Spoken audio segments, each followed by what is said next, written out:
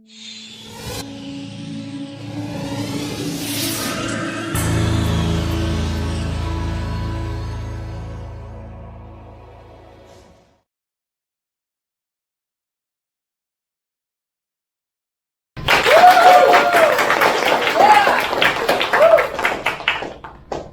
many of you have taken some sort of choir class in your lifetime? Can I have a show of hands?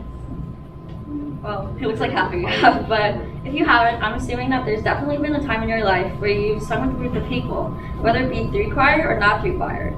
Maybe it could have been through karaoke, or maybe with friends singing songs from like a whole bunch of years ago, or maybe you'd sing like the same song of your favorite television show. Or perhaps a random tune just pops into your head and you feel the need to like hum it all the way out in order to feel complete. But anyways, I've been personally involved in choir class for as long as I can remember, except for 5th grade, but we don't talk about that. Though I thought that would be really lovely to like take the violin or like the flute or just be involved in orchestra or band in general, choir has been one to stick with me throughout all of these years. You may be wondering why. Well, a lot of that music influence was brought upon me by my older brother. Some of you may know him. He goes by Gabe. He was in choir for a really long time as well, so being the younger sibling, I kind of just followed in his footsteps, among other things as well. Gabe was a senior last year, and you might have seen him in crutches, or maybe through the hallway, or maybe you've seen him in the 25th annual Putnam County Spelling Bee as William Barclay. I didn't really see him as being some like kind of theater kid, but he ended up doing really well anyways. To remember so many lines and words and songs and be on time and do the choreography and paying attention to all the cues and improvise everything? Wow, that is impressive. I'm sure some of you, or most of you, have probably seen a musical before, or at least a small video of it, whether it be on TikTok, YouTube, or some other platform. Maybe you even had a chance to see Footloose. Anyways, how exactly do these performers get the confidence to do this in the first place? That's still something I'm trying to figure out myself, but maybe they're naturally outgoing or have a knack for being in front of others. Perhaps they just really enjoy being one of the stars of the show. But as for me, throughout the years, it took a while to feel like I was really fine with being out there in front of an audience. It's still nerve-wracking at times, but sure, but as I go through more and more experiences with performing in concerts, doing rehearsals with other people and everyone and everything, it's gotten better as the years have gone on. When you first take a step into the music and performing arts world, the anxieties of standing out or the feelings of self-consciousness could hold someone back from putting themselves out there, like those performers who take on the stage. One thing that I've found that could do with the lack of self-confidence is maybe that you don't like the sound of your own voice, because I know I do sometimes. In an article called "Why Do I Hate the Sound of My Own Voice?" from a magazine called Time, Kate Samuelson writes, "We get used to the sound we hear in our heads, even though it's a distorted sound. We build our self-image and vocal self-image around what we hear, rather than the reality. Listening to the sound of our own voice, especially when it's played back through a recording, may make us feel embarrassed and shy away from doing something, for example, in this case, singing. Last year in junior year, I was hesitant to participate in something called NYSSMA. NYSSMA stands for New York State School Music Association. NYSSMA was something my brother also did, so I also followed in his footsteps in that way as well. And NYSSMA has the purpose of evaluating student musicians from elementary school to high school. I first heard about NYSSMA in middle school, but hearing that it was a solo festival kind of threw me off a bit because singing and being judged for it wasn't something that I wanted to do in middle school. This song right here is called Far From Home I Love, and it was the one that I performed last year in a recording for last year's NYSSMA Solo Festival. It was online because of COVID, and I had to send a video recording of myself to be judged by an adjudicator. And although I wanted to do so many retakes and record it over and over again, I knew that like the deadline for submission was going to come to me anyways, and eventually I had to submit it. And I only had so much time to record in the choir room with my teacher because I was recording with her. And a couple of weeks later, I got my score back and I got perfect score. Though it was a level 4 song, and it's not as cool as a level 5 or a level 6 song because those are more difficult, at the very least it was something that I tried and it was new to me. I'm normally someone who doesn't take too much pride in my own singing skills, because if you asked me right now to sing, I would be like, oh well. but if it was with someone else, then I'd feel a little bit more confident. But doing the NISMA for the first time helped me feel a little more confident myself because it made me realize that maybe I am kind of good at singing. Though I sing alone, I would still feel more comfortable being with other people.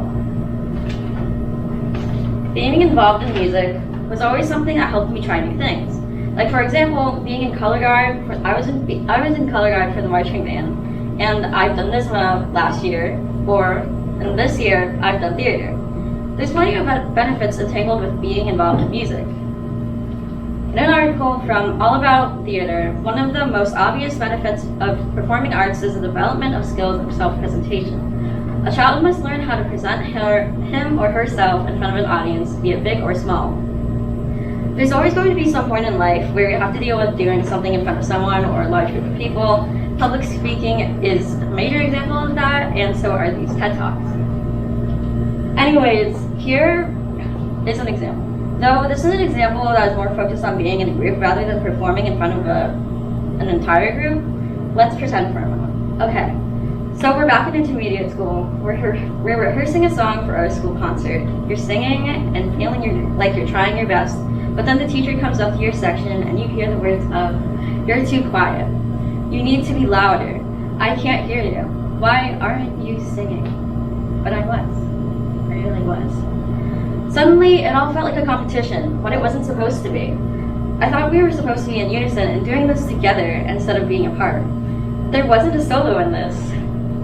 She had this grin on her face, finding this sort of competition to be amusing to her. That moment was really, really discouraging. Younger me wanted to blend in, not stand out. I'm sure you've all experienced times where you felt like you're trying your best, but someone just comes along and absolutely shatters your confidence or points you out for no reason. So even though that happened, because I've been quiet for so long, there eventually came a time where I felt like I was surrounded by people who shared the same love and enthusiasm for music that I did, and who were able to support me as well. Surrounding yourself and being in that kind of atmosphere with people like that can be really, really encouraging. Being someone who is a part of Chamber Singers definitely helped my self-confidence. I've been a part of it since junior year, and it's a select choir class that you'd have to audition for, and you'd have to have been in concert choir beforehand. These are the kind of people that also shared the same kind of love for music that I did, if not more. I remember in middle school, I was someone who was more reserved and shy than I am today. Though yeah, I am still not too outgoing or anything still. Over the years, I've just been more comfortable with myself ever since I've been a part of the music wing. Sometimes I think about the kind of person I could have been if I hadn't gotten myself into music in the first place. It was actually my first time this year trying out theater as well. While I wasn't actually someone who had one of the lead roles in Footloose, since I had the part of being part of the Beaumont Town Ensemble, I still really enjoyed my time during those first few months that I did theater. Actually being within that group of people who were more outgoing than ever, and they take every chance they get to perform and express themselves so well, really made it a positive experience for me.